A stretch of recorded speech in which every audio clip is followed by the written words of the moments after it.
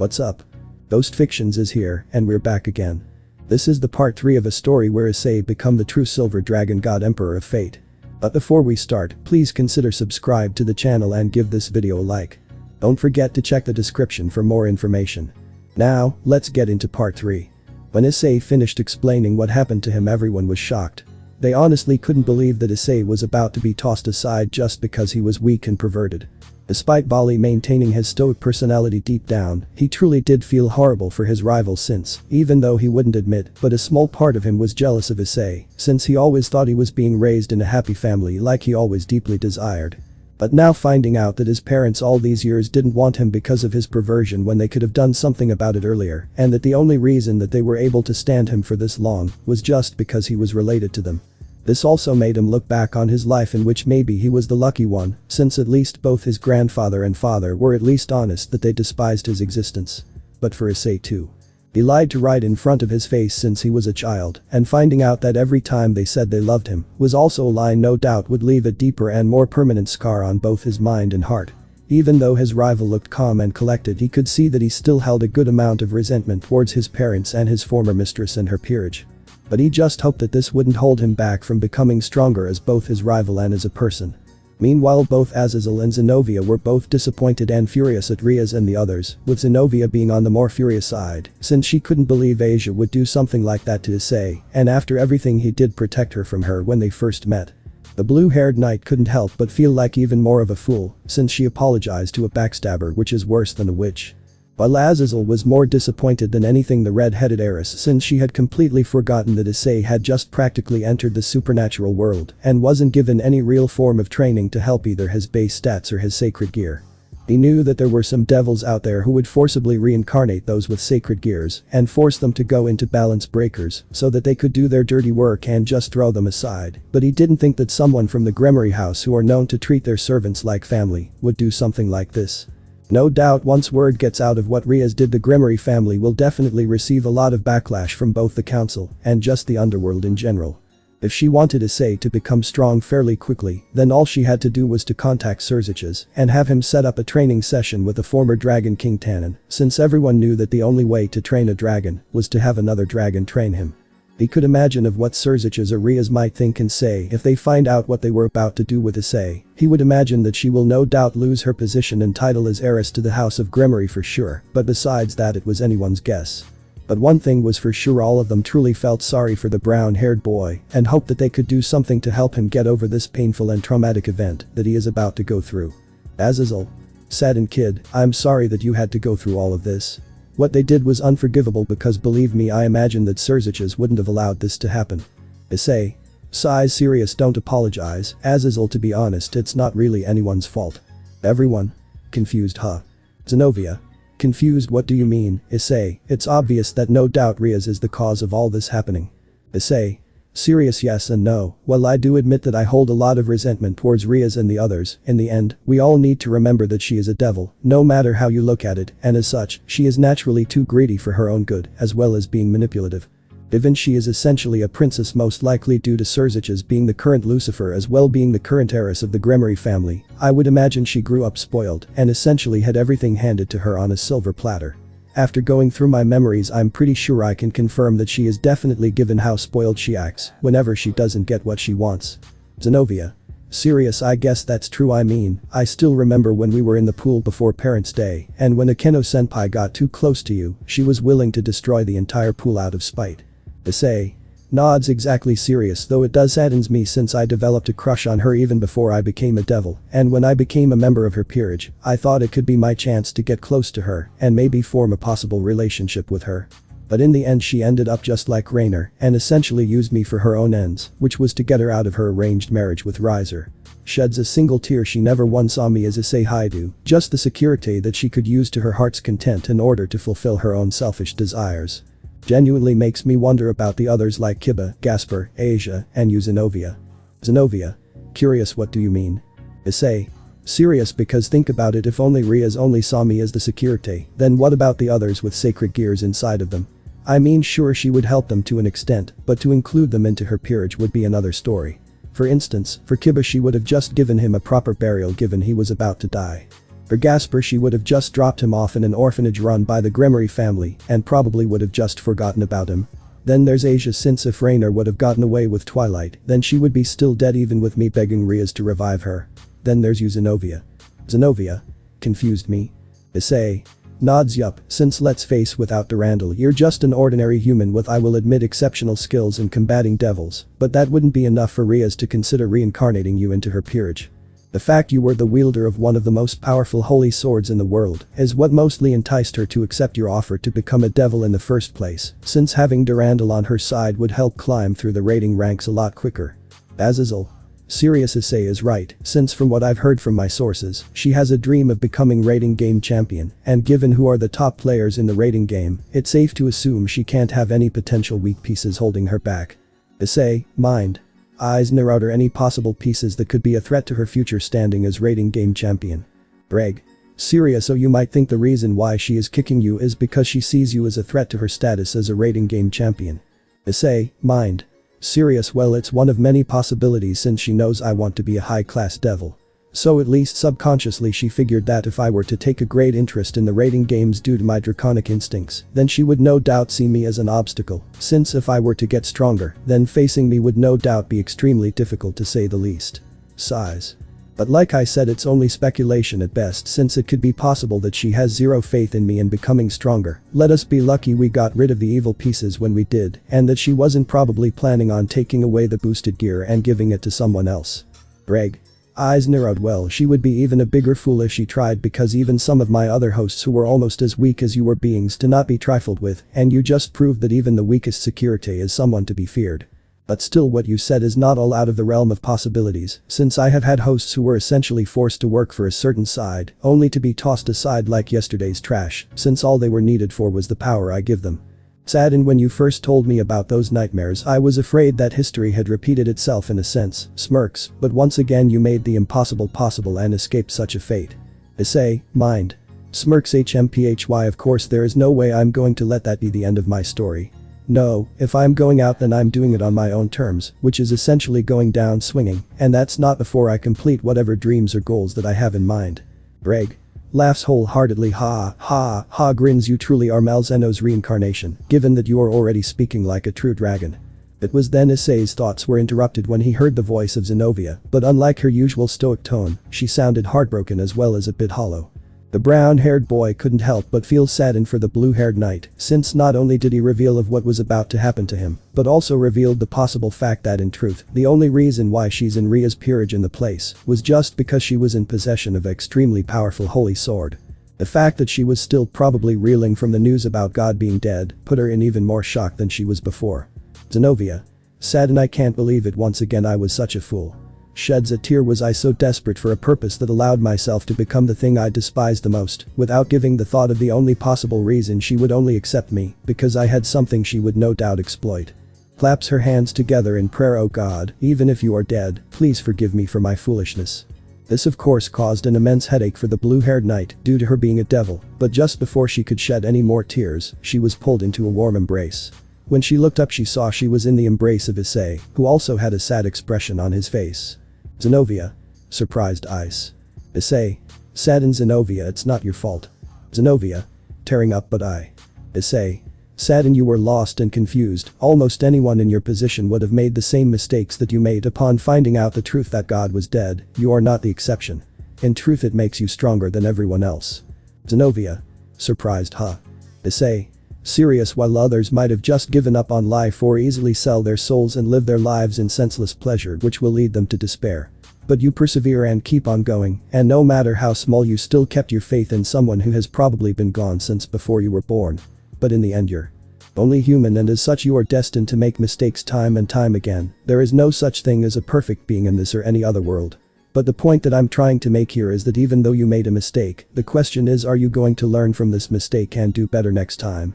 Everyone was indeed taken back with the serious and wise words that Issei spoke, with the only exceptions being Ddraig and Albion, since they knew that Malzeno was not only the strongest dragon that ever lived, but also the wisest of beings in the entire universe, to the points that even gods from all over would come to him for advice of what they must do.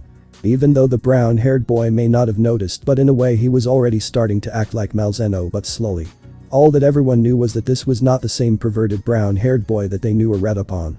No, the person in front of them was almost completely different, as if Issei was still Issei, but at the same time he was being influenced by someone else entirely, or better yet becoming someone else entirely.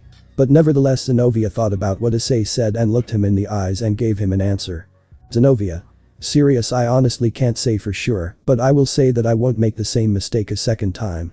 Issei. Smiles softly. Good answer, since it truly takes time in order to learn the mistakes, but realizing and understanding the mistake you made is indeed the first step in order to learn what you've done and move forward. Once you finish this journey of yours you will become the best version of yourself in every way. Zenovia smiles softly while nodding. Right, thank you Issei. Azazel. Serious, well I do admit this is nice and all that, but I just got to know, what are you gonna now, kid?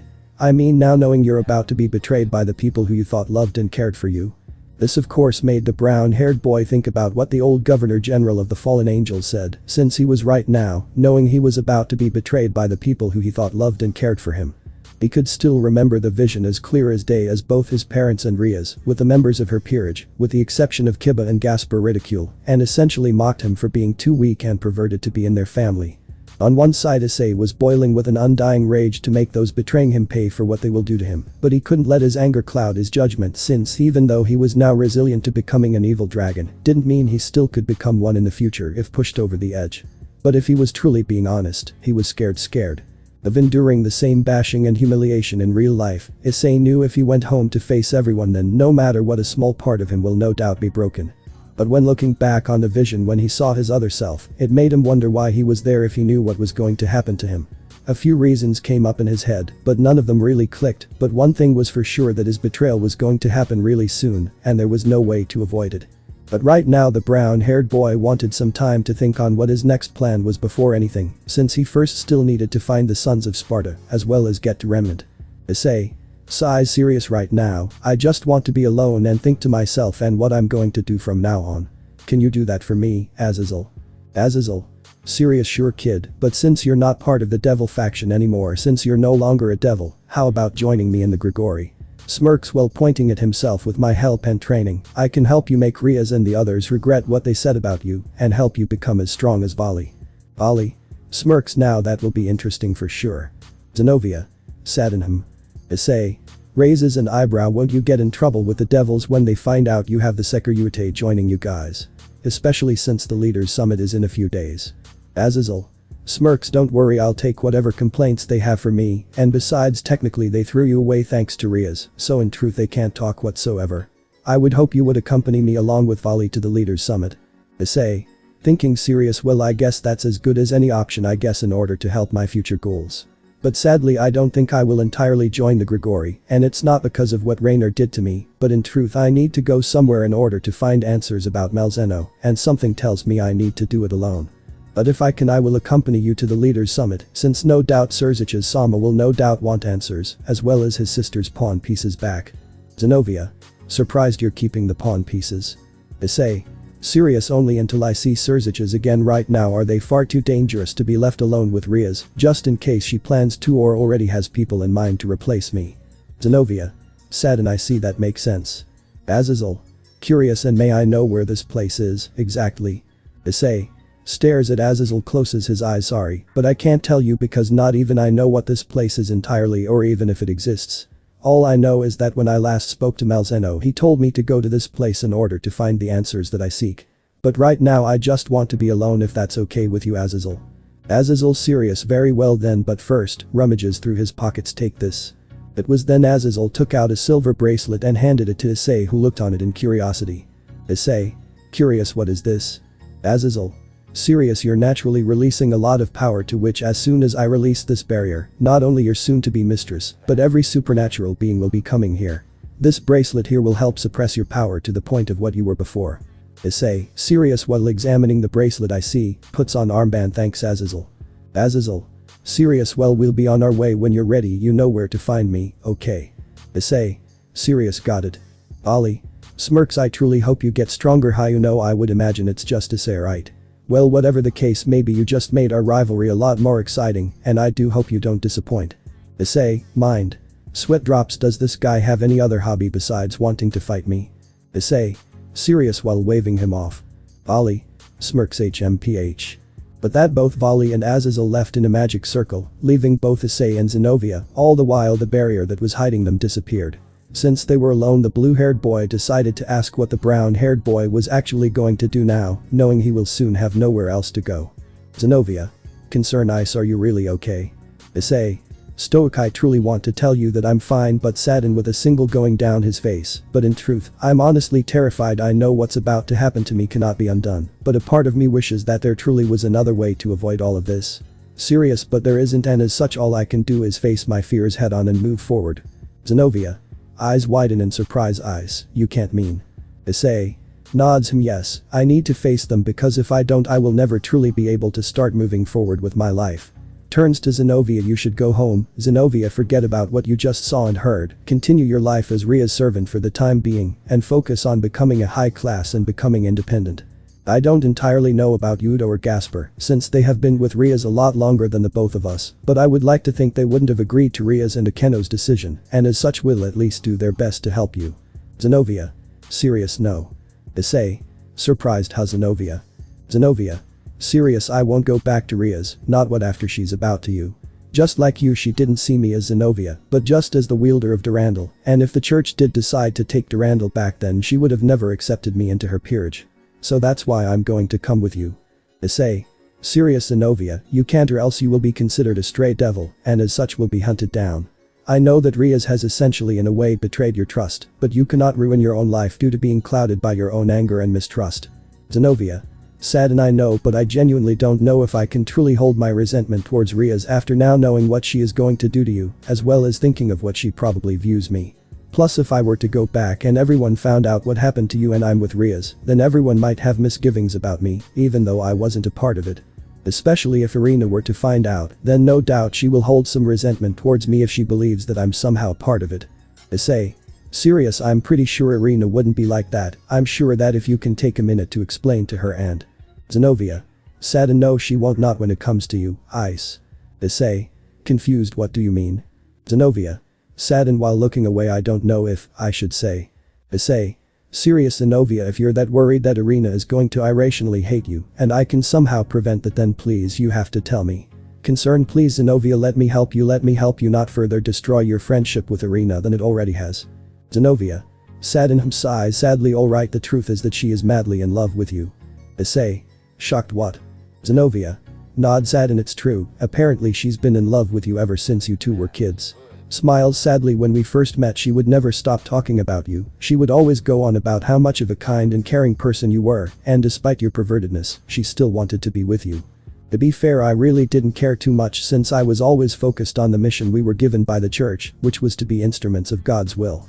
But over time, you could say a small part of me became curious about who you were. I became curious of who this boy was that made Irina get up every day and pray with a smile on her face, hoping she would one day see him again.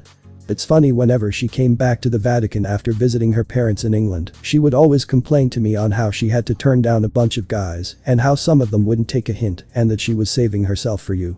Saddened, but the day that we were assigned to retrieve the fragments of Excalibur and she found out you became a devil, she completely shut down. Of course, they never gave us the details on how you became a devil, but now knowing what I know now, I'm thankful that she didn't know, or else she would never truly be able to fully return to the person she once was. She became in denial since she didn't want to believe that the boy that she loved would willingly become a devil, since the last thing she ever wanted was to be forced to kill you just because you were on opposite sides. But despite the fact that I could see that she could never let go of her love for you, no matter how hard she tried, you literally burrowed your way into her heart. If anything bad were to happen to you, then she would no doubt go into a frenzy and probably not listen to reason. Smiled sadly. After meeting and getting to know you, I genuinely can honestly say I'm starting to see why. It's not because you possess the power of the Sekiryuutei, but the fact you're a good person who just naturally radiates an aura that is so warm and protective that no one lets go of. Honestly, I don't why Rias and the others would ever want to let that go. Now this completely shocked the brown-haired boy, since he had no idea that his childhood friend held such feelings for him and for so long. This made him wonder if he knew that Irina was a girl in the beginning and she never left for England in the first place. He figured that they would have probably been dating at this point in his life. He also wouldn't have gone on that with Rainer as well, never joining Rias in her peerage. Since she was an exorcist, then he also would have been trained by an exorcist since he was the Sekiryuutei and would no doubt draw on a lot of attention. Although he also wouldn't convert to their beliefs due to him being a pervert and wanting to become the harem king and would only work with them for the most part, but as long as he had Irina at his side, then everything would work out for him in the end. This also made him look back on his childhood with Irina and how truly happy he was with her, since before meeting Matuzda and Motohama, he was alone and didn't have anyone really to talk to or spend time with. This also wanted him to confront Irina about these feelings they have for one another and if possible try to see if they could hopefully start a relationship with one another. But right now he has to put that in the back of his mind since right now not only did have to comfort Zenovia, but also figure out his plan of action after confronting Rias and his parents. Issei. Serious Zenovia, I know you made me think that Irina may not listen to you, but I believe if you sit down and talk to her she will understand. Believe me, I know Irina, she may be too upbeat and energetic to listen to reason, but she is not closed-minded to the point she won't listen to the other side of someone's story. Zenovia. Sad and I know, but people tend to be extremely irrational when it comes to someone they care about or what they want to preserve. I mean, look at me, when I told the higher-ups in the church about God's death, they didn't give me a chance to defend myself and blindly said that my faith was weak. So what's to say that Irina won't act the same way when she finds out that Rias and your parents kicked you out of their lives for being too weak or perverted? Issei. Serious, well, how about we confront her together? Zenovia. Surprised, huh? Issei. Serious, I mean, you literally just told me that I'm essentially her kryptonite, right? So I'm sure if I'm with you then she will be willing to listen to you, right? Zenovia. Sniffles. Thank you. Hugs Issei tightly. Thank you, Issei. Knowing everything, Irina is the only real friend that I have left and I don't want to lose her for something I didn't do. Issei. Smiles softly while stroking Zenovia's hair. It's okay, Zenovia, I promise you that everything between you and Irina will be fine. Stoic. Well, this is definitely interesting. Issei. Zenovia. Startled, huh?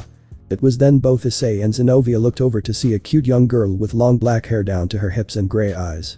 Her ears differ from a normal human's as they have pointed tips, although her long black hair makes this feature difficult to notice.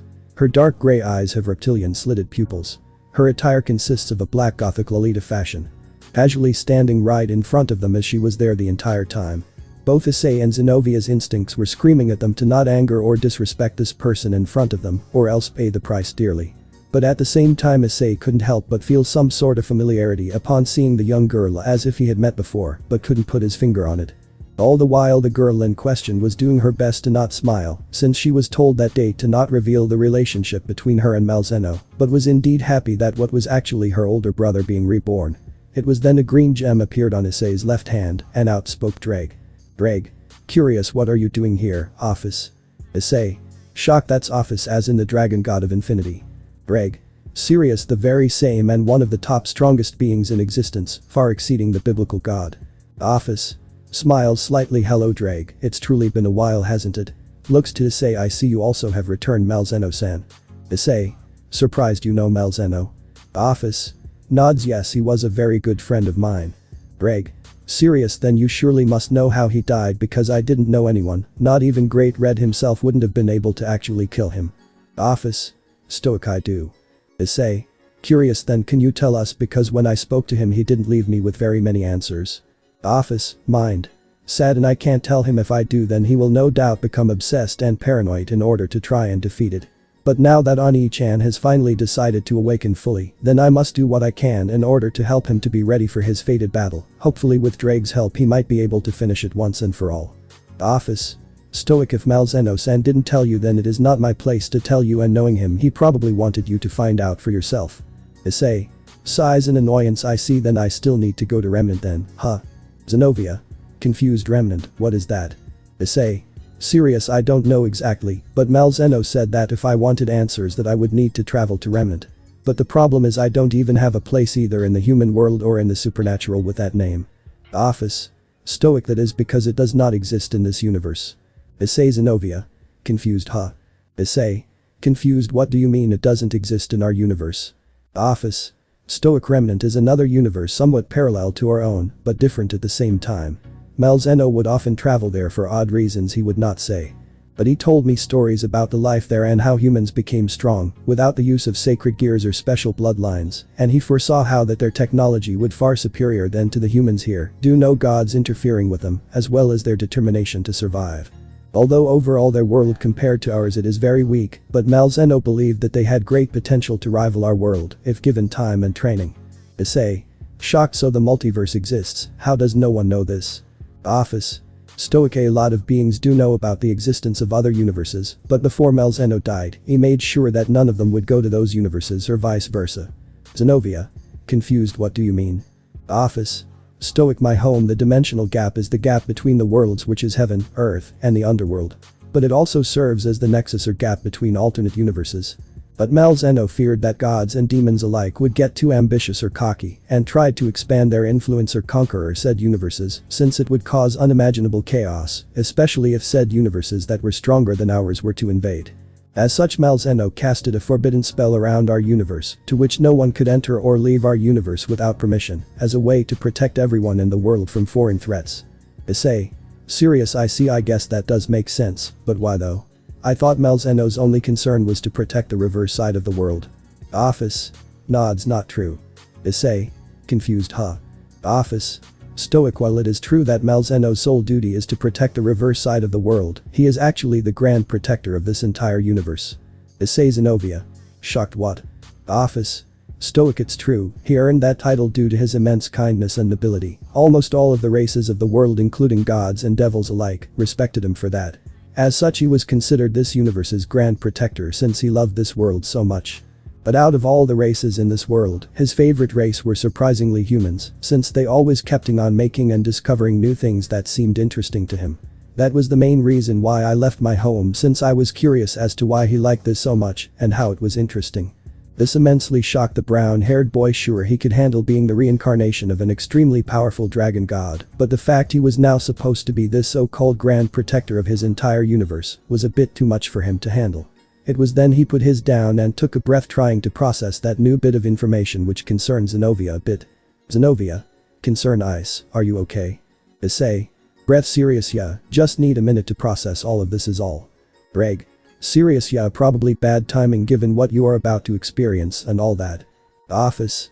Curious. What are you talking about, Ddraig? Ddraig. Serious. My partner is about to be betrayed by the people who he thought loved and cared for him because was considered too weak and perverted to be a member of their family. As such, he is about to head to his former home so that he could confront them in hopes he could move forward. Even though Office didn't show it, she was inwardly angry for what was about to happen to her older brother's reincarnation, since to her Malzeno was essentially everything. Ever since she was born, Malzeno had been the one raising her along with Great Red, and even though they never got along, they both loved and admired their big brother and would do anything for him. So even though Issei was not entirely the older brother she once knew, he was still her older brother in some shape or form, and as such would want to do anything to protect him. A large part of her truly wanted to obliterate the people causing her older brother so much pain, but she knew that if Issei was anything like her older brother, then he would not allow it to happen and simply say that they need to learn and accept whatever consequences that their decisions and hope that they learn from it. It was then her thoughts on the matter were interrupted when she spoke again after collecting himself. Issei. Serious. Office. Office. Curious. Yes. Issei. Serious. I just want to go back to Ddraig's question and ask simply why you are here. Office. Stoic. To help you, of course. Issei. Curious. Why would you want to help me? Office. Stoic. Because before Malzeno was killed he asked me for a favor, and that favor was to help his reincarnation to become stronger in any way I can. Issei. Serious. I see. In that case, can you get me into Remnant? Office.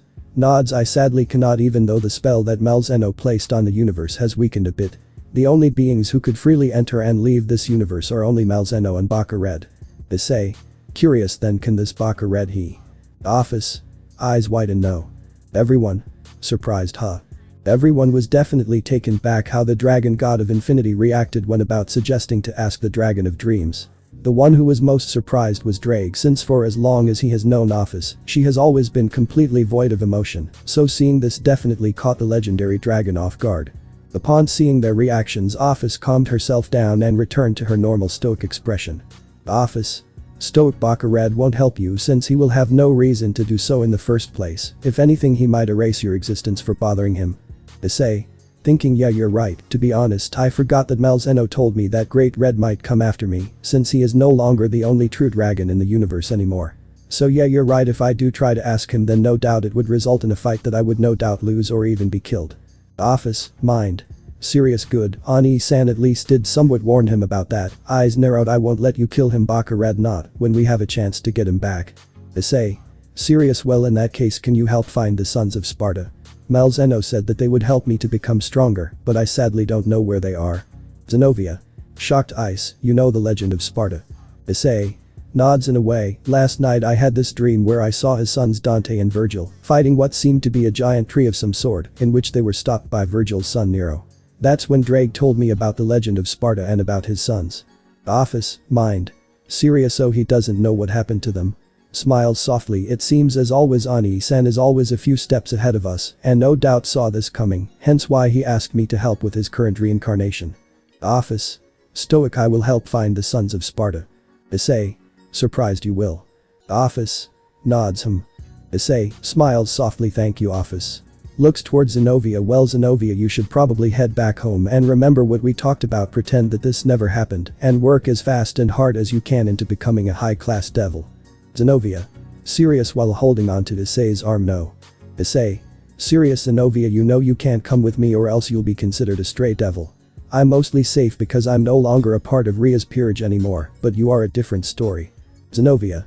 Holds arm tighter, I don't care, I don't know about Hyoudou or Gasper, but I don't care if it even takes me a month, let alone a century to become a high-class devil. I won't be able to stand being next to the people who in the end only saw us as tools.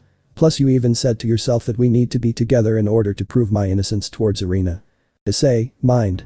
Sweat drops, why do I feel like she took it the wrong way when I said that we'll be together when we confront Arena? Issei. Serious, look Zenobia, I appreciate your loyalty towards me and all that, but the fact of the matter is that as long you have that evil piece inside of you, you'll be hunted down, since it would be considered betraying your master.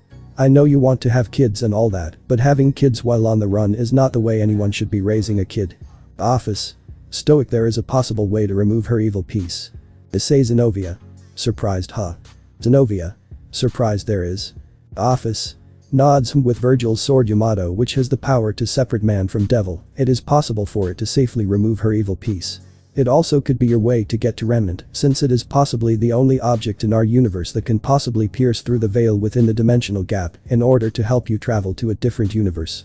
This indeed both amazed and shocked the two teens, since they had no idea that there was such an item that could be used to travel between universes at will, and it was in the hands of them all figured to be the most powerful demons in the universe. This also made Issei think about his plan of action of what he will do after confronting Rias and his parents, since from what he saw in his dream, as well as what Ddraig has told him, Virgil was definitely no pushover by a long shot and would not help him, let alone hand over the Yamato by a long shot, in which he might had to fight him and prove his worth to gain his help. The which will not be easy since he remembered what his partner told on how he was able to practically instantly kill one of his previous hosts and could probably by now is already stronger than Ddraig in prime.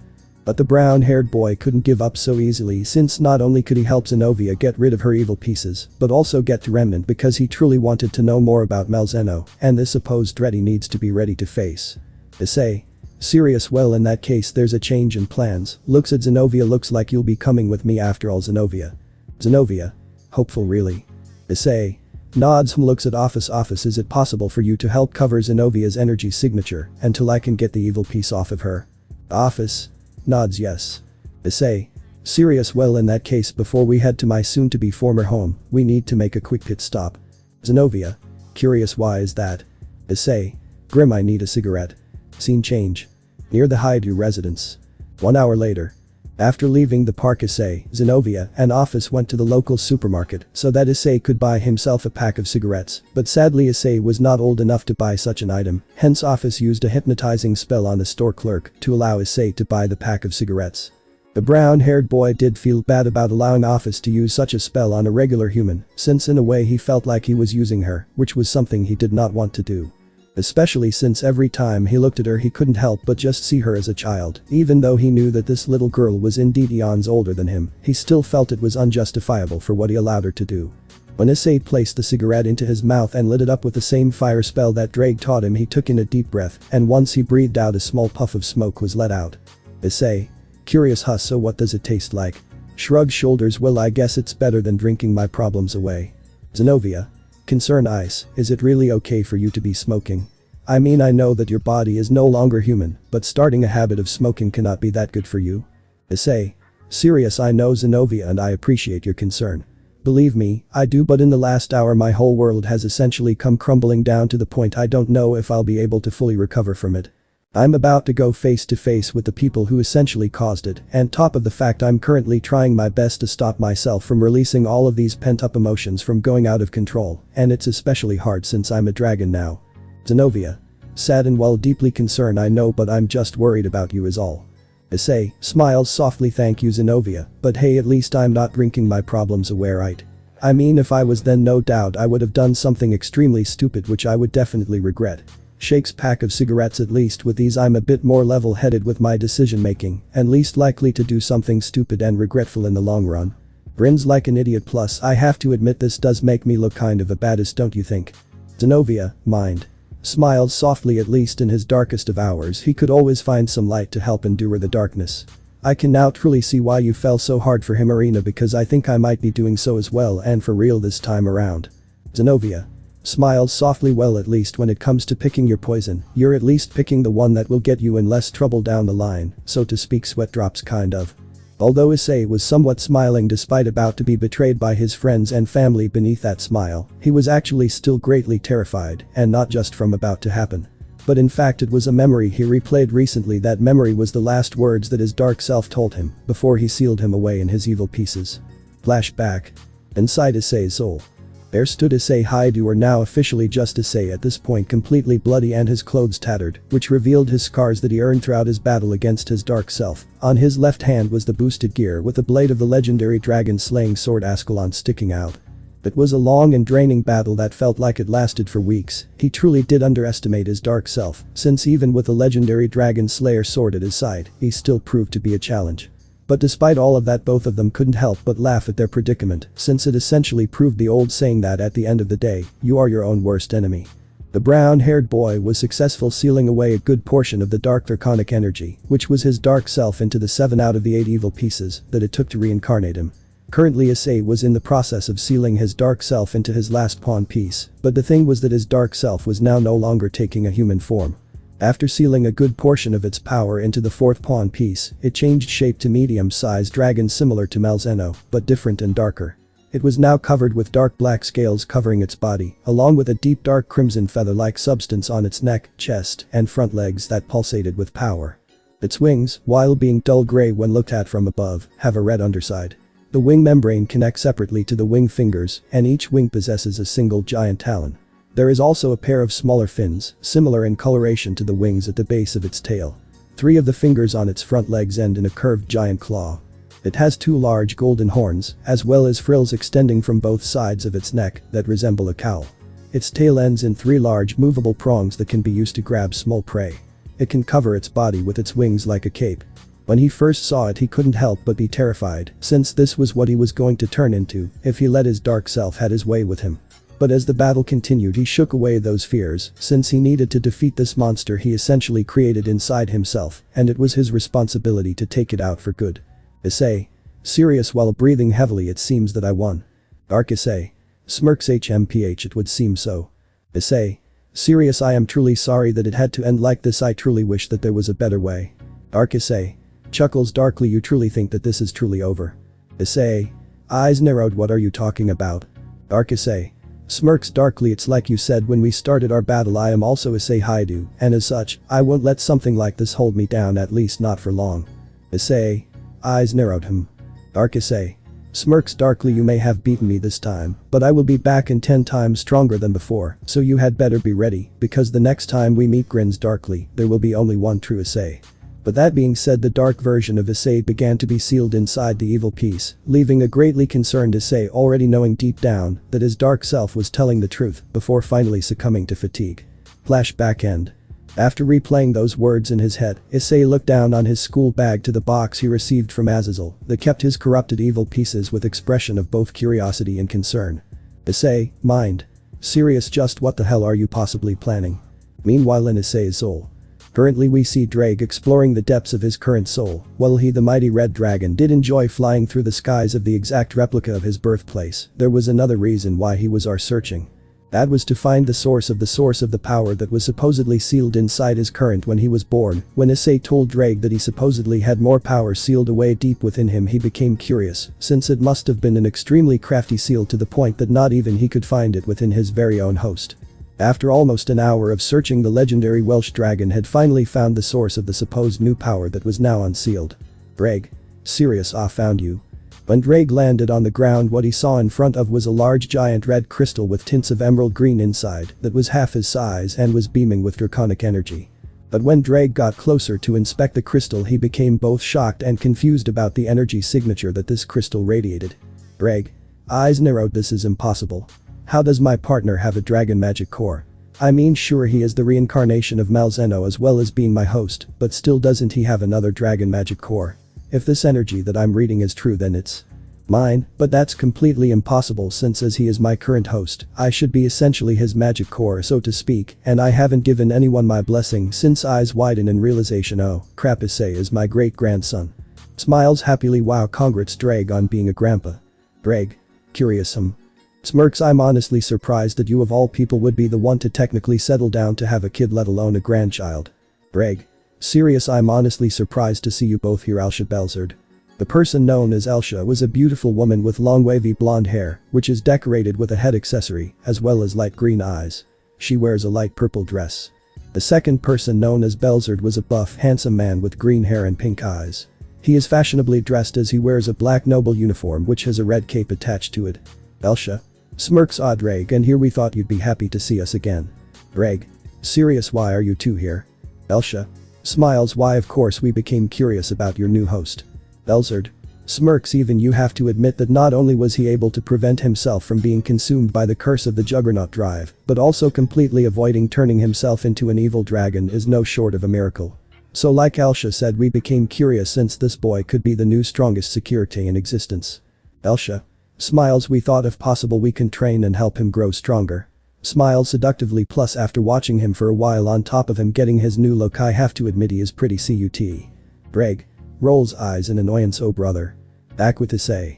Currently we see Issei, Zenobia, and Office standing in front of the Hyoudou residence. Office, of course, helped covered Zenovia's presence, since no one would notice that she was there, to which thankfully, Issei asked the dragon god of infinity to do so earlier, since he could sense everyone, with the exception of Hyoudou and Gasper inside.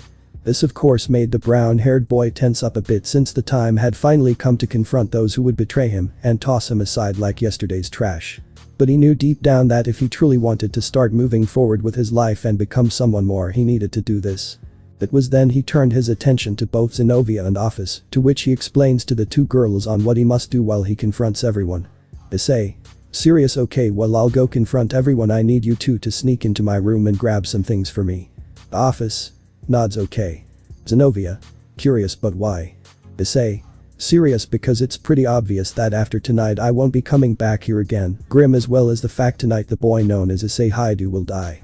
Serious, but even so there are some things that I still want to take with me, since you could say they are extremely special to me. Zenobia. Nods. Alright, I understand, so what do you need me to get? Issei. Serious. Underneath my desk there is a false wall that I made sure that not even my parents were able to find. Behind that false are 3 things. The first one is a laptop that I got as gift from Azazel from the few times he was my contract. The second is a black notebook which contains some very special words to me, and the last item is a necklace that I got when I was kid. If anything, that necklace should be top priority. Zenobia. Curious, what's so special about the necklace? Issei.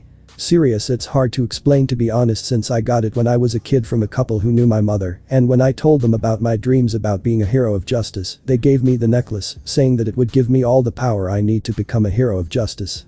Saddened, but when I returned home that night and my mother saw me with the necklace, she became absolutely furious at me, saying that I shouldn't have taken something from strangers and that I needed to get rid of it. But I couldn't, since they asked me to promise to always take care of it, and I couldn't break my promise, so I hid it away and made sure my mother wouldn't find it. It's just I couldn't explain it. Every time I held it I had this feeling of satisfaction and comfort while holding it. Smiles sadly. I truly felt like I would always be safe if I wore it. Plus the gem on it was a beautiful deep crimson red, which made it even more beautiful and more of a reason to keep it. Zenobia. Smiles softly. I see. Well, I will definitely make sure that it is the first thing I grab. Issei. Smiles softly. Thank you. Once you two get those 2 things, just come back here and wait for me to come out. Serious, this shouldn't take too long. It was then Zenobia went up to Issei and gave the brown-haired boy a huge hug while giving him a kiss on the cheek, which definitely caught Issei by surprise. But what the blue-haired girl said next did help him a confidence boost to endure what he was about to face. Zenobia. Smiles softly. Remember Issei, you're not alone anymore. Issei smiles softly. Thank you Zenobia. But that said, both Zenobia and Office flew up to the balcony of the Hyoudou residence, with Zenobia using her devil wings and Office just casually floating towards the top. It was then Issei hesitantly walked towards the front door of his soon-to-be former home. The poor boy was shaking like a leaf as he was hesitant, trying to reach for the doorknob. But it was then a familiar voice spoke into Issei's mind to help give him the final bit of confidence he needed to face his fears. Ddraig. Serious, remember those people are not your friends and family anymore. At this point they are just strangers to you. Issei, mind. Saddened strangers with faces that I know all too well. It still doesn't make it any worse. Ddraig. Serious, I know partner, and I'm afraid this might be one of many trials you'll have to endure if you truly want to move forward with your new life. Smiles softly, but I have the utmost confidence that you'll make it out alive. I just want you to know that if anything happens that you were honestly the best host that ever had, and just like with the blue-haired I would stick by you through the gates of hell themselves. Issei, mind. Smiles softly. Thank you Ddraig, knowing that I have both you and Zenobia at my side makes me a bit more confident in myself. Just for that I'll survive this what is about to happen, and I promise that I'll train my ass to the point that I even surpass all your previous hosts and even you someday. The supernatural world won't know what hit them when the newest heavenly dragon comes knocking. Ddraig. Roars in delight. That's the spirit partner, you definitely are the reincarnation of the original true dragon of dragons. Let nothing stop you from becoming the true star you were meant to become. Issei, mind. Smirks. Let's do this, Ddraig. Ddraig. Grins. Right. Ddraig, mind. Smiles fondly. HMPH, so this is what it's like to have a grandson or a great-grandson at the very least. I genuinely can't help but feel a sense of pride, and not because he is my host or he is Malzeno's reincarnation, but something deeper, like akin to a proud family member who knows their young ones will make a huge impact on the world. Issei, you will no doubt make huge changes in the world, since you will help bring back something that this world has long since lost hope. So rise young hatchling, rise up to return to your shining glorious existence, and bring hope to a new day. But Issei's resolve steeled. Thanks to Ddraig, Issei opened the door to his house to confront what's about to happen. Issei put on a non-caring expression which, after receiving his little pep talk, he honestly felt inside as well, since in a way this has already happened to him before and he didn't really care what those backstabbers had to say to him. It was then Issei walked towards the dining room to see the exact same people as he did in his vision, Rias and the rest of the orc, except for Gasper and Kiba and his parents. Once Issei's presence was known, everyone barely spared a glance at him, to which none of them even noticed the changes that he had gone through when becoming a dragon, thanks to the bracelet that Azazel gave him. Rias then began to speak in a cold and neutral tone. Rias. Cold. Issei, I've decided to kick you out of my peerage. Well, I do thank you for saving me from that marriage from Riser. The fact of the matter is that you are far too weak. You had to use holy items in order to defeat Riser, which were questionable, and bad rumors have already begun towards both me and my family. I honestly would have thought you had changed after that, but I was wrong. The fight with Kokabiel was essentially a wake-up call telling me that no matter what you do you cannot change, and that you will always be a weak pervert. I do hope you'll understand my decision in the long run. Issei, mind. Sighs. Ah shit, here we go again. Meanwhile, with Zenobia and Office. Currently Zenobia and Office were up in Issei's room, collecting the things that Issei wanted to take with him on his new journey. Office for the most part was genuinely on how the reincarnation of her older brother lived and was a bit taken back by all of the perverted items that her older brother had. The infinite dragon god honestly did not know how to take in this information. She knew that her Ani-san could be a very carefree dragon at times, but to think his current reincarnation was this interested in the opposite sex was new. Then again, when Office thought about it, her brother has never once had a mate of his own, despite having a multitude of females from both dragons and other races alike wanting to be with him, but rejected every last one of them. This of course made her even more curious of what her brother's reincarnation was truly like as a person and what path he would take. Zenobia on her part found the false wall that Issei spoke of that was underneath his desk and found the items that he spoke, though she was indeed curious on why he would place something like a laptop behind a false wall. At first she thought it was to hide another one of his super secret porn stash that he might have downloaded, but quickly shook that thought out of her head since it didn't make sense, since Issei was never ashamed of perversion and wouldn't hide it well. So she figured that the laptop contained something else that Issei didn't want to talk about but hoped he would let her in on it. But when she found the necklace, she was indeed in awe of the beauty and craftsmanship of the necklace. It had a long silver chain, and attached to it was a deep crimson ruby that was extremely mesmerizing, but both the blue-haired knight and the dragon god noticed something about the necklace which they didn't think was possible. Zenobia. Serious, this gem has magical energy stored inside of it. Were the people that gave Ice this necklace mages or devils? Office, mind. Curious, this magical energy is familiar. Ah, I see now, it makes sense, so Oni-san's reincarnation is related to them. I must admit he definitely chose an interesting person to be his reincarnation this time around. But it was then both girls' thoughts were interrupted when they heard Ria's voice from downstairs due to their enhanced hearing. Ria's, muffled. Cold Issei, I've decided to kick you out of my peerage. Well, I do thank you for saving me from that marriage from Riser. The fact of the matter is that you are far too weak, you had to use holy items in order to defeat Riser, which were questionable, and bad rumors have already begun towards both me and my family. I honestly would have thought you had changed after that, but I was wrong. The fight with Kokabiel was essentially a wake-up call telling me that no matter what you do you cannot change, and that you will always be a weak pervert. I do hope you'll understand my decision in the long run. It was then both of them heard as clear as day how everyone was berating Issei for being so weak and perverted. The blue-haired girl was extremely furious at Asia for betraying Issei when he stood up for her when she was willing to kill Asia on the spot for becoming a devil. It truly made her believe that she was right all along about Asia being a witch. Office, on the other hand, while maintaining her emotionlessness expression, was in truth seething in rage for how they were treating her older brother, the only person in all of existence that she truly cared for, and now some lowly humans and devils were mocking him, as if he was some kind of lesser being. It truly took all of her self-control to make sure her power didn't run amok and cause irreparable damage to the town of Kuo. Back with Issei. While his so-called friends, family were talking down on him, Issei was just casually chatting with Ddraig of what they should possibly after they leave her, and what form training Issei should focus on, so that he could not only improve his strength, but also learn more about his aura and how to control it. Although he was surprised to find out two of his strongest hosts appeared in order to help him train to become stronger, he was indeed grateful that his senpais, so to speak, were willing to help him, since he remembered how Ddraig told him that a majority of his previous hosts only saw him as a tool to be used, and that was it. But as for his aura was a different matter, since Ddraig told him that every dragon's aura was different, and such requires different approaches on how to master and control it, which Issei will no doubt have to figure out that part on his own. This both puzzled and concerned Issei, since if what the legendary dragon was true, then he couldn't brute force his way into mastering his aura, like how Ddraig did when he unlocked Boost and Transfer. He thought of possibly asking Office, since it seemed that she and Malzeno were close, so that she might know the abilities that the legendary dragon had when he was alive. Both Issei and Ddraig also began strategizing on how to possibly confront Virgil and convince him to let him use the Yamato to not only help remove Zenobia evil piece, but also help open a rift leading them to Remnant. From what Ddraig told the brown-haired boy, Virgil was definitely not to be trifled with by any means, and that his skills with a sword are light years ahead of both Hyoudou and most likely his swordmaster combined. That even with Ascalon it wasn't much to a true demon of his caliber, and he would be lucky to even get one hit to his godlike speed. He then mentioned how his previous was killed by Virgil, in which he used a technique utilizing Yamato space-cutting properties to attack and slice his opponents down even from a distance, which was essentially impossible to predict where the attack would come from until it was too late. The brown-haired boy had to admit the odds were very much stacked against him, since he was going up against the son of the strongest demon that ever existed and has years to hone and perfect his abilities to the absolute max.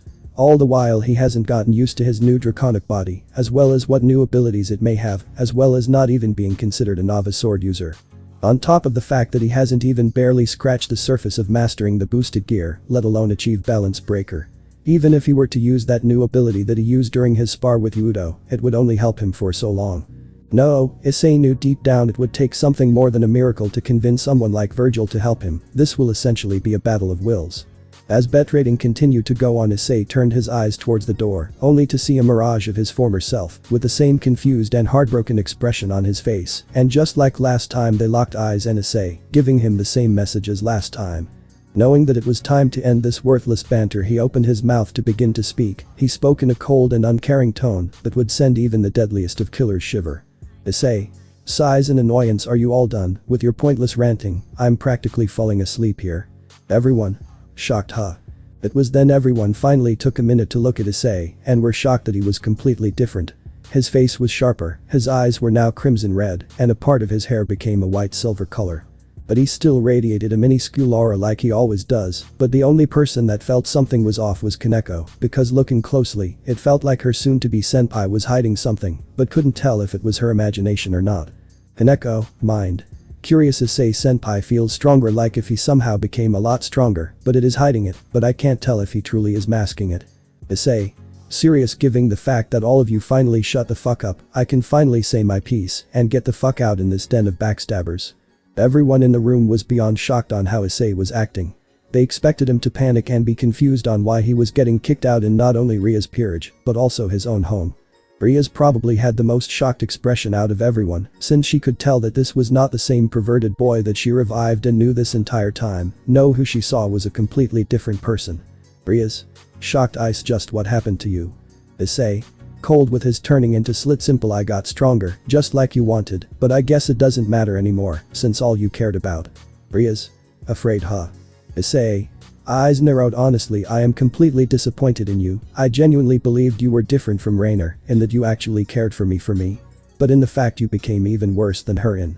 But you only saw me as the Sekiryuutei and not as Issei Hyoudou. But the part that made you worse than Rainer was the fact that you knew what happened to me, but decided to repeat the same thing that she did without any regard on how much trauma it put me. But I bet you never sat down and thought about why I still kept on being a pervert, even after being killed by someone who I thought loved me. Rias? Nervous. Issei? Cold. Given your reaction, I guess you didn't. Looks at the rest of her peerage, especially Asia. I guess none of you did. Well, let me put it to you in a way that all of you can understand. Eyes narrowed. Put yourself in my situation. A normal teenage boy who happens to a bit more perverted than others due to his family lineage, glares daggers at Goru. Isn't that right? Odo-san? Goru? Gulps nervously. Issei? Serious now. Let's say a perverted teenage boy who knew deep down that he would never have a girlfriend, let alone a harem in his entire life, somehow by some miracle gets asked by a beautiful girl that was obviously way out of his league. Now obviously the said was over the moon and believed that God or somebody was giving him a break, in which he took this chance to not screw up this golden opportunity, in which he planned everything out to have the perfect date. He even went as far as sell a good portion of his porn collection to make sure not only pay for everything, but also bug his loving parents for extra cash. Mickey. Goru looks away him. Issei? Cold. Now imagine that boy at the end of said date who felt like he was truly in heaven, finds out that the girl who he began to fall for never loved him in the first place and was in fact here to kill him. As the boy laid there dying in the pool of his blood, what do you think is going through his head? Everyone in the room fell dead silent, since they didn't know how to respond to the brown-haired boy's story, since most of them have never been in his situation, let alone been on a date. Even the two adults had no words. Now whether it was because of guilt or they didn't care was unclear, given their now stoic expressions. But nevertheless Issei continued on with his story to get his point across. Issei? Cold. Hell, that's all he thought about, that his life was completely one hell of a joke. He truly believed that the universe was pulling the cruelest joke on him when he really didn't do anything wrong to deserve it. Sure, he may have watched porn and tried to peep on girls changing, but did he truly sexually harass them or rape them? Did he murder someone, or possibly unknowingly commit some form of evil sin that he was unaware of doing? The boy truly felt like he was cursed to live out the rest of his days forever alone and single, without ever knowing what it would be like to have someone that wasn't family love him on a deep and emotional level. But even though he was revived by a red-haired beauty who he had a crush on for an entire who turned out to be a devil and now became a part of her family, the boy truly thought this could be his second chance of not only life but also love. But the memories of that night he was killed still played in his mind, non-stop, to the point it would drive him to the point of insanity. The only way to make those memories to somewhat disappear was to pretend that night never existed, in which he went back to his perverted ways, just so he could have a wink of sleep. Eyes narrowed. So tell me everyone, what would have any of you done if you were in that boy's situation or someone like him in that predicament? Once again the room became dead silent, as no one had any words to say about why he was still a pervert even after being killed by Rainer. Though he did notice how Rias and the rest of her peerage did have slight expressions of guilt, with Asia being the most affected. But unfortunately for Issei, his parents still kept their stoic personality, which inwardly infuriated the brown-haired boy, since it practically showed that his parents never cared about him. All the while Ddraig was watching and listening carefully unfold, and as his host explained his reasoning for his perversion, he noticed something about his parents, more notably his mother Issei Hyoudou, in which after finding his dragon magic core inside of him, he could sense the same energy in his mother, but it was a lot smaller, almost to the point it was non-existent unless one were to actually search for it. Annoyed by the lack of response from everyone, Issei decided to give them the answers to the questions that none of them wanted to say. Ddraig, mind. Eyes narrowed. Now I'm starting to see what's going on. Growls in anger. To think that someone from her lineage would do something so despicable and low is beyond me. Issei. Eyes narrowed. It seems that I need to give you the answer. Very well, I'll tell you what you all truly wanted to say. Nothing. Absolutely nothing. All of you would have not even bothered to help him and believe that he was just a hopeless pervert, or believe he will just get over it. Glares at Rias. Isn't that right, Rias? Rias? Nervous. What? Issei. Eyes narrowed. Simply let them figure it out on their own without any form of supervision, even though you know they deeply need help, just like how you almost allowed me to get killed by that fallen angel, even after being a part of your peerage. When I was scared and confused about what the hell was happening to me, instead of bringing me in and explaining the situation, you almost had me confused for a stray and gotten me killed a second time. To be honest, how you became a king of your own peerage when you don't even bother helping your own servants when they truly needed you most is beyond me. But I guess after what happened with Kibo I shouldn't be surprised. You knew that he was going through his own problems such as getting his revenge, but instead of truly helping him come to terms with it, you essentially held it in hopes he would just forget about it.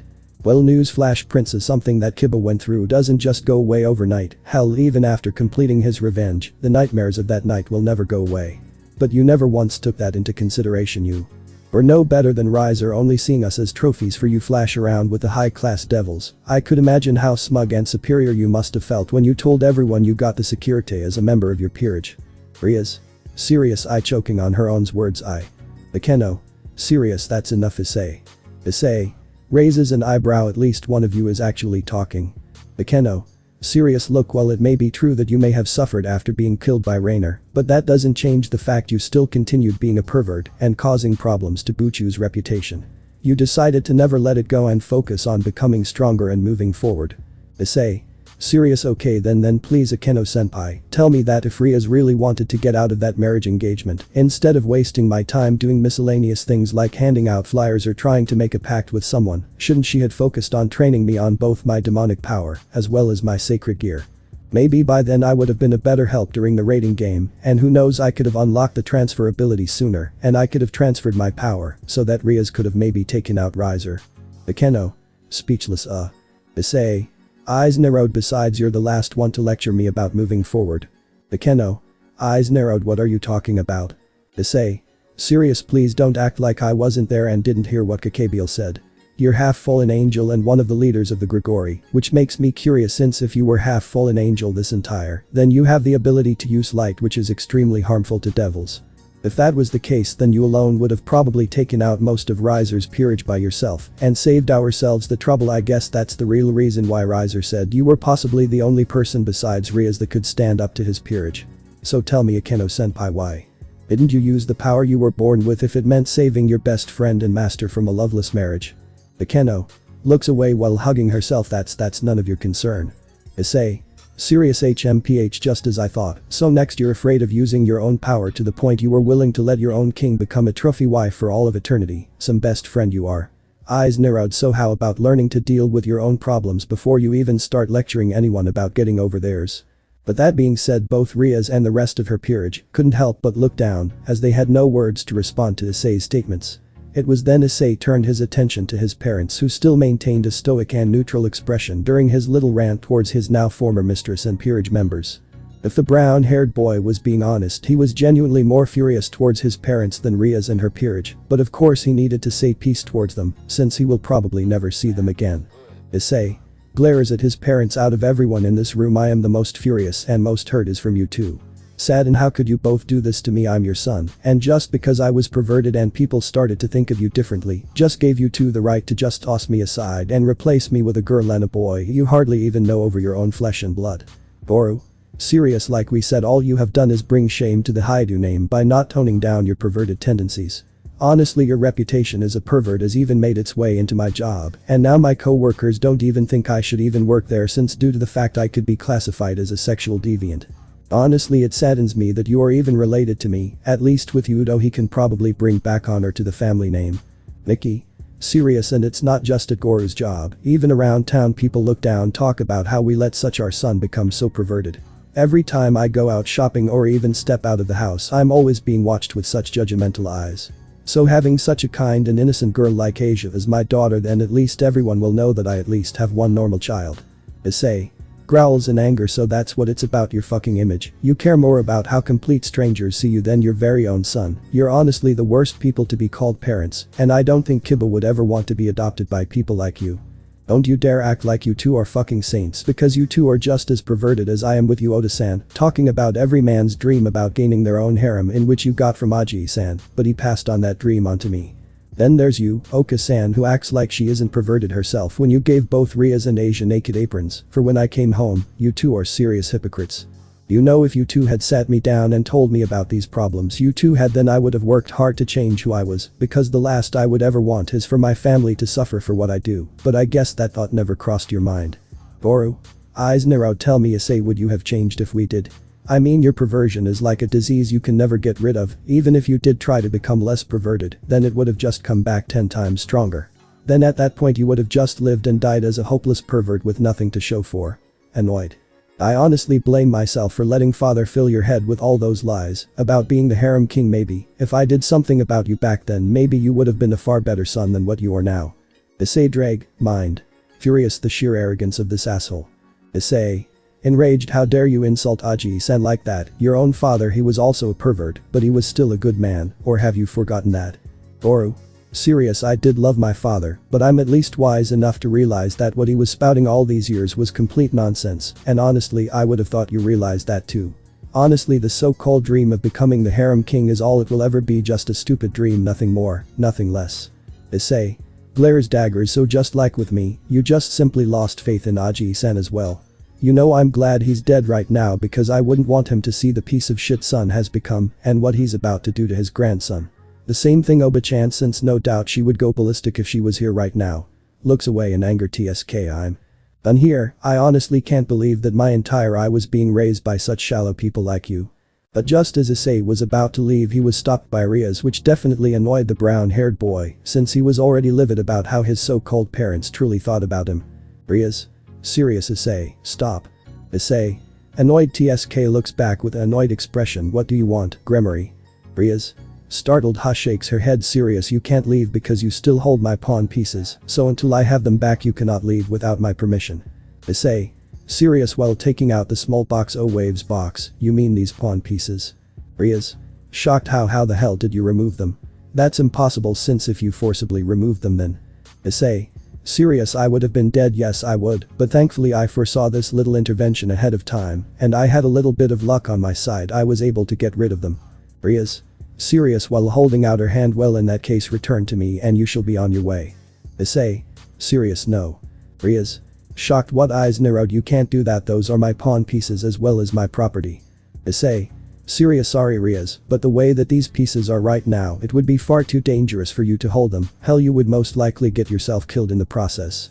But don't worry, I promise to return them to you in time, just not right now. Rias. Eyes narrowed. If you leave with those pawn pieces, then I will have no choice to declare you a stray, Issei.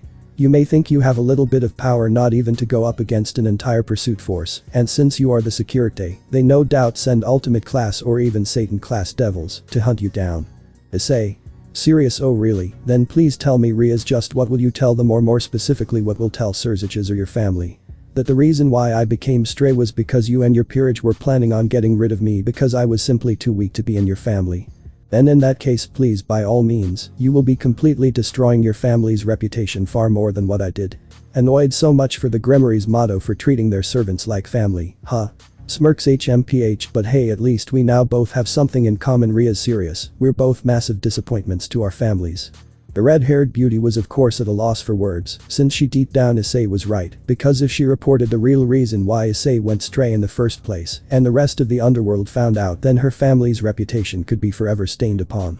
Taking Ria's silence as his excuse to leave, Issei left through the front door, not even sparing a glance towards anyone, because he had nothing else to say to them.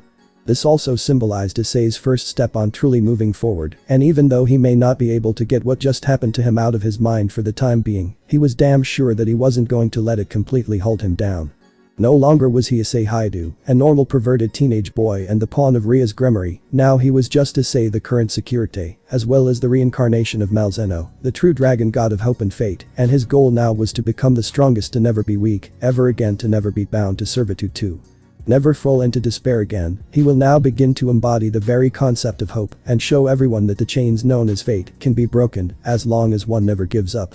Once Issei was outside, he could see both Office and Zenovia waiting for him, with Zenovia holding the necklace that he told her to get. The blue-haired girl had a deeply concerned expression since both her and Office heard what transpired inside due to their enhanced hearing. Zenovia. Concern. Ice, are you alright? Issei. Serious, I'm fine. Looks at necklace. Did you get everything else? Zenovia. Nods. Yes, I put them in my school bag, but I thought you would want this necklace to help you calm down. Issei smiles softly while taking the necklace. Thank you Zenobia, puts on necklace. I'm truly glad that both me and Irina met you. You truly are a kind and caring person. To be honest, if you would have left with Irina back to the church, I would have ended up destroying the very town me and Irina grew up in, the only small piece left that gave me truly any form of true happiness. Zenobia smiles softly. I may no longer be with the church as well as being a devil, but I still do believe in God's teachings, and his most important teachings is giving others second chances. Smiles sadly. I just truly hope Irina will remember that when we finally meet and I explain to her what happened. But in truth you should be the one I should be thanking. Just like you, I fell into despair after learning of God's death, and I thought my life had no meaning. Even though Rias brought me into her family, it was you who showed me that's more to live for. That essentially just because God was dead didn't mean the world had ended, and that I should live in the world that he sacrificed himself to help preserve to the best of my abilities. Issei couldn't help but smile and be proud of the blue-haired girl's words, and that just like her, she is willing to take that first step into becoming a better version of herself. It was then the brown-haired boy turned his attention towards the black-haired loli to tell her that they could leave to find the sons of the legendary Dark Knight. Issei smiles softly. Okay office, we can go now. Office nods. Okay. But that said, office opened up a portal made out of black snakes, to which all three of them followed through. With now Issei trying to refortify his mind since he was about to no doubt fight off if they are one of the toughest battles he will ever face in his entire life. That's it guys. Thanks for watching and supporting us. See you in the next part.